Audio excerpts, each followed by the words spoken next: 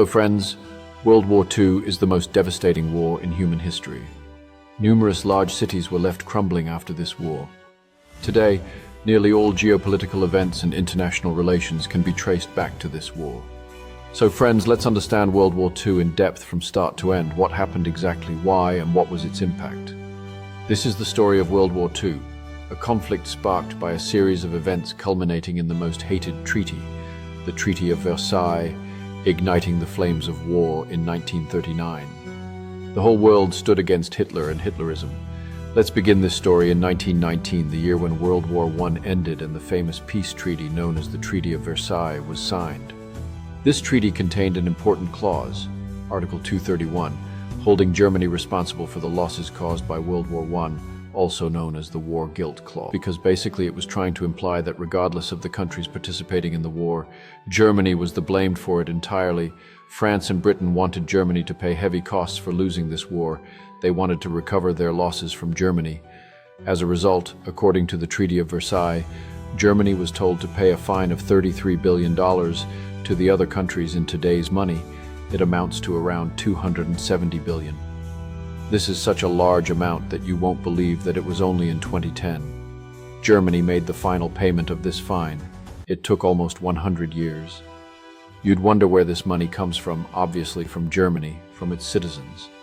The first payment of this fine was made by Germany in 1921. Right after that, there was hyperinflation in the country. Germany's currency back then was the Germany mark.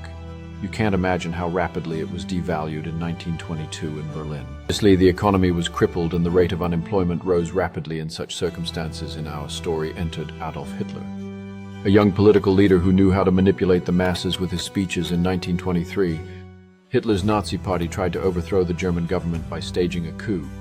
Even though this attempt failed, this caused Hitler's popularity among the masses to increase manifold. Rumors were spread among the people that the embarrassment faced by Germany, the international humiliation of Germany, were because of the anti-national elements living in the country.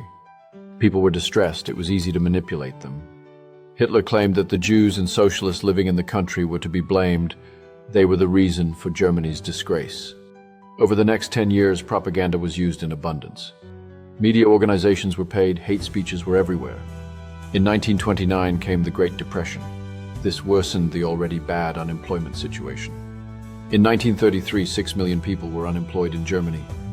Many people were homeless, children were starving to death. In 1933, Hitler declared himself the dictator of Germany after taking over full control of the country.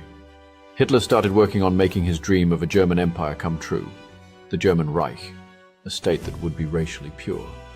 Its residents would be people of the Aryan race only, with no space for Jews and Slavs. To fill people with hatred, they came up with the Judeo-Bolshevism conspiracy theory. According to this conspiracy theory, the Russian Revolution in 1917 was supposedly caused by the Jews, leading to the formation of the Soviet Union. In 1935, the rest of the world came to know that Germany had an air force. This might not seem like a big deal to you. After all, every country has its air force. But the Treaty of Versailles laid down the condition that Germany cannot have any form of military power. This was an open violation of the Treaty of Versailles by Hitler. By this point in time, many people in Britain believed that the contents of the Treaty of Versailles were very unfair to Germany. This situation created tensions and fears of another conflict brewing in Europe. They were asking for such a large ransom that it crippled the country, and the country wasn't even allowed to have military personnel consider it very demanding. In June 1935, Britain signed the Anglo-German Naval Agreement that formally recognized that Hitler had the authority to form his navy. Germany could have an independent navy, but the growing militarization in Germany alerted France. France built a 450 km long fortification on its eastern border. This was named the Maginot Line. In 1938, when Hitler believed that his military was sufficiently prepared, he focused his attention on their neighbor Austria. Austria was a must-have country for Hitler. He wanted all German-speaking countries to unite as one nation. His ultimate goal was not only to conquer as many countries as possible to satisfy his pride, but also to acquire their resources to advance his own country. The people Hitler believed to be racially superior were his Aryan race. He wanted to give them Lebensraum, living space, so that they could live freely. In February 1938, Hitler met Austrian Chancellor Kurt Schuschnigg. He was forced into signing an agreement that allowed Hitler to place pro-Nazi people in the Austrian government. The Austrian government was infiltrated by appointing Hitler's own people, including Dr. Hans Fischbach. He was supposed to be the new finance minister of Austria, being a Nazi.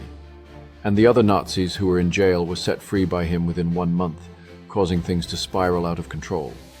The Austrian chancellor knew that if the infiltration was to be stopped, the people needed to be consulted first on Austria's future.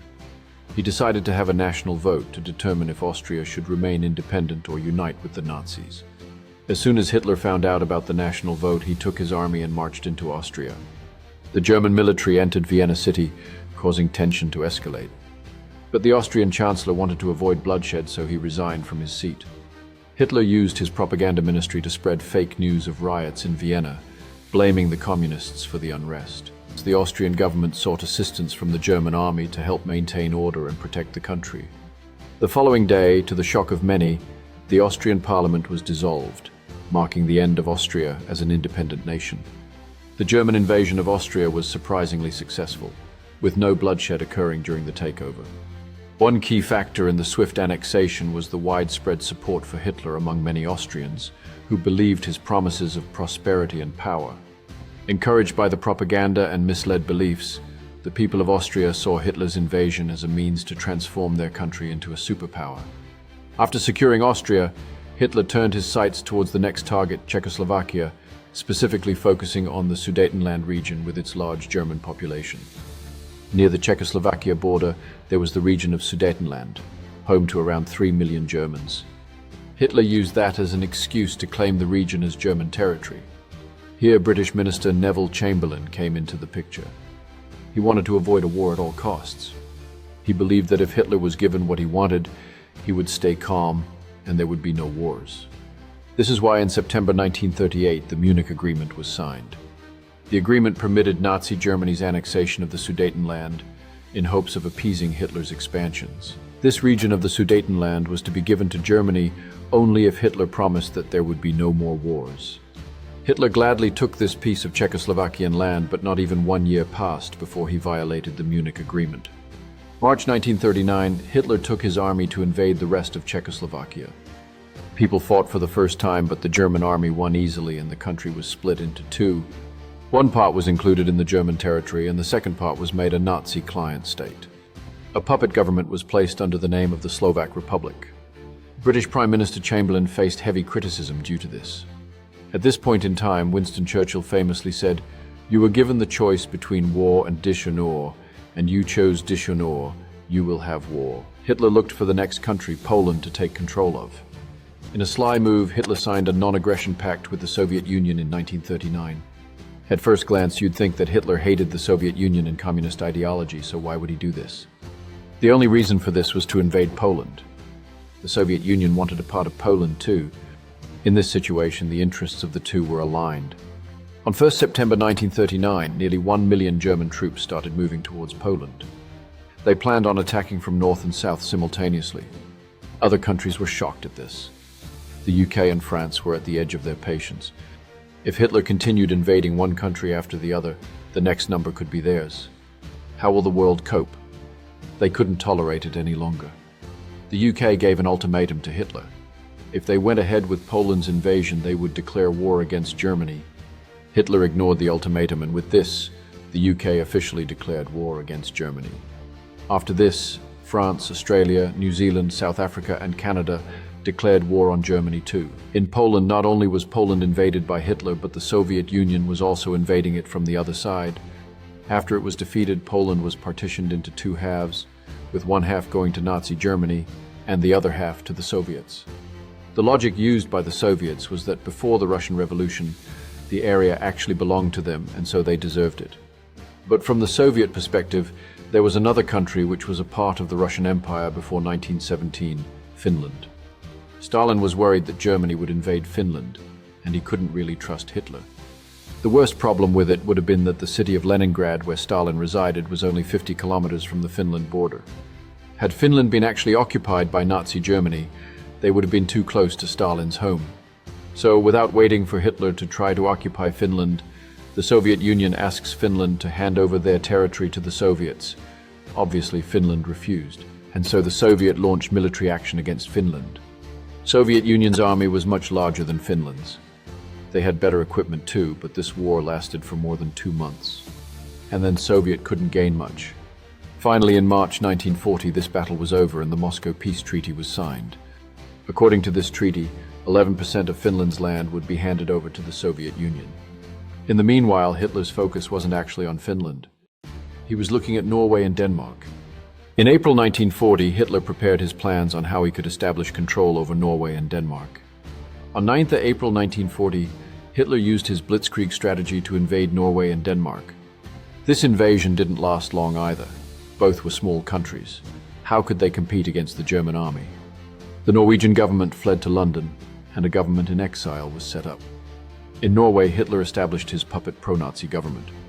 British Prime Minister Neville Chamberlain accepted his failure. The failure to protect so many neighboring countries from the Nazi invasion led Neville Chamberlain to resign on 10th May 1940. He resigned from the position of Prime Minister.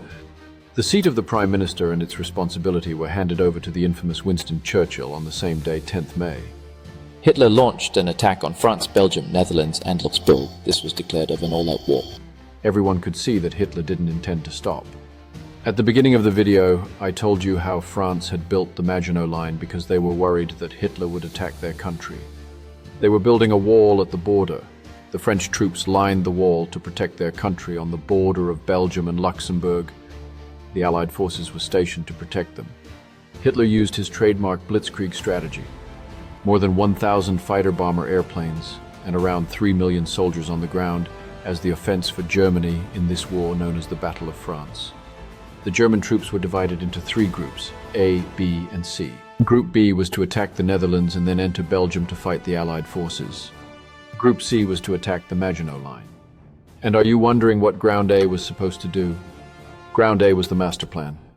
Group C's attack on the Maginot Line was merely a distraction so that Ground A could sneakily execute the master plan. Entering France through the Ardennes forest, this vast forest was believed to be a strong fortress by France's military experts. They assumed that the German army would never be able to come through it because it would be too difficult. They didn't expect the German army to invade via this forest.